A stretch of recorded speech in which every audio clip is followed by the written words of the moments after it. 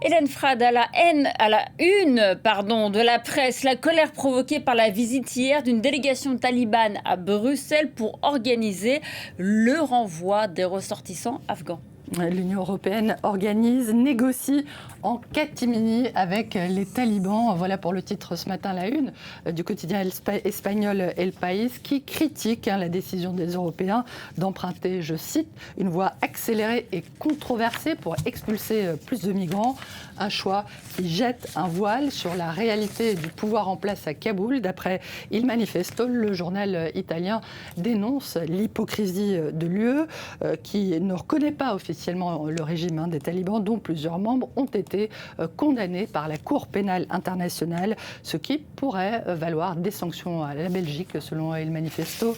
Le journal belge Le Soir parle d'une faute politique et morale majeure et présente le dialogue entamé hier comme la légitimation d'un régime dont le guide suprême est pourtant poursuivi pour crimes contre l'humanité et persécutions liées au genre, en particulier des privations massives de liberté imposées aux femmes et aux petites filles.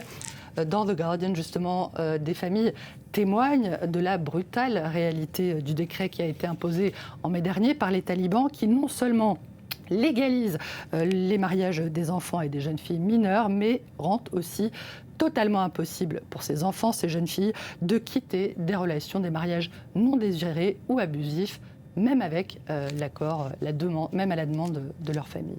Et d'après la presse suédoise, en tout cas, cette invitation de la Commission européenne serait due à des pressions venant de Stockholm. Ouais, Dagens Nyheter, quotidien suédois, cite le ministre de l'Immigration qui se félicite que son gouvernement, qui a été soutenu dans ce sens par l'extrême droite, ait joué, je le cite, un rôle moteur pour trouver une solution pour expulser de Suède quelques 200 Afghans condamnés pour viol, crimes liés au trafic de drogue ou des tentatives de meurtre. Voici les hommes violents que la gauche ne veut pas expulser. Le quotidien Expressen qui diffuse, vous le voyez, les photos de 3 de ces Afghans condamnés et expulsables, applaudit la démarche du gouvernement car leurs victimes seraient, selon lui, les victimes de ces hommes seraient obligées de se cacher s'ils restaient en Suède. Et la démarche suédoise est aussi soutenue par d'autres pays européens, Autriche et Allemagne en tête. Le Frankfurter Allgemeine Zeitung rappelle que Berlin organise déjà des expulsions vers l'Afghanistan de manière indépendante. Les dernières en date ont d'ailleurs eu lieu la semaine dernière. Et dans la presse également, Hélène, les réactions aux accusations d'une commission de l'ONU qui affirme qu'Israël cible délibérément les enfants à Gaza. 8 mois après la soi-disant trêve entre Israël et le Hamas, ce rapport, qui est relayé notamment par le New York Times, soutient que l'armée israélienne commet des meurtres délibérés d'enfants dans l'enclave palestinienne, que ces meurtres relèvent, je cite, d'une stratégie visant à anéantir l'avenir des Gazaouis et qu'ils constituent l'un des éléments clés permettant d'établir l'intention génocidaire des autorités israéliennes. Ces dernières dénoncent une enquête diffamatoire et le Jérusalem Post rappelle quant à lui que l'ONU considère comme des enfants, le mot est mis entre guillemets, toute personne de moins de 18 ans. Le journal israélien affirme qu'une part importante des enfants, toujours entre guillemets, qui ont été tués à Gaza, étaient des combattants du Hamas âgés de 16 ou 17 ans, armés et représentant un danger identique pour les soldats israéliens aux membres du Hamas âgés de plus de 18 ans. Et quelles sont réellement les intentions du gouvernement israélien? Haaretz, le quotidien de gauche, fait état de la convocation hier par le nouveau chef du Conseil de sécurité nationale de hauts responsables de la défense pour réexaminer le plan de migration, d'émigration volontaire pour Gaza qui est actuellement au point mort, malgré le fait que des représentants du Mossad ont réaffirmé qu'aucun pays d'accueil n'a été identifié à ce stade.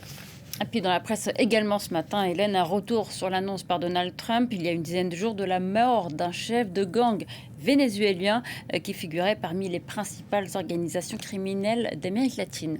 Oui, le président américain avait annoncé la mort d'Héctor Rust Enforth Guerrero Flores le 12 juin dernier, très précisément, et indiqué à cette occasion que le chef du gang Tren de Aragua, dont le corps n'a pas été retrouvé, avait été tué dans une opération en étroite collaboration avec les autorités vénézuéliennes. Le Guardian se demande si cette opération ne constitue pas une première étape pour préparer l'arc minier de l'Orénoque, qui est une région au sud du Venezuela, à la frontière avec le Brésil et le Guyana, une région sans foi ni loi, mais très riche en minéraux, notamment en or, pour préparer donc cette région à l'investissement des sociétés minières américaines.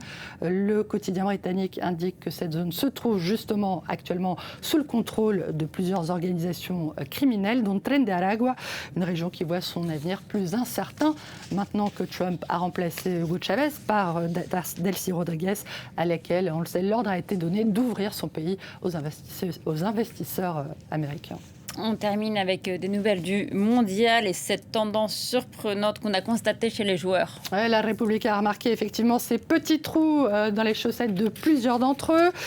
Effet de mode ou trou dans le budget, ni l'un ni l'autre, selon le quotidien italien qui explique que les chaussettes de foot, c'est très serré et que donc ces petits trous permettent à la peau de respirer. Ça décontracte les muscles. Il n'y a pas de mal à se mettre à l'aise, comme on dit. À ce propos, Le Monde revient sur la révolte de salariés français, jeunes salariés, contre les injonctions vestimentaires au bureau par temps de canicule. Selon eux, l'habit ne fait pas le moine, ou plutôt les travailleurs, qu'on se le dise. 2026 sera l'année du short ou de la jupe. Merci à vous, Hélène Frade, pour la revue de presse.